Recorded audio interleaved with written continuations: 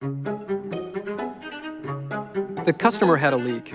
Customer data was spilling into the wrong hands. As a healthcare organization, a patient data leak is embarrassing. Even worse, it can be expensive to fix. It's a violation of HIPAA compliance and can result in civil fines or criminal penalties. Needless to say, the board quickly became very interested.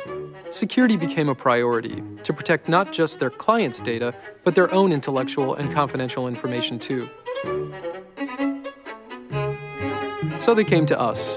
They needed to incorporate a data loss prevention plan into their current environment, one that protected their data, allowed appropriate access, and worked with their existing technology.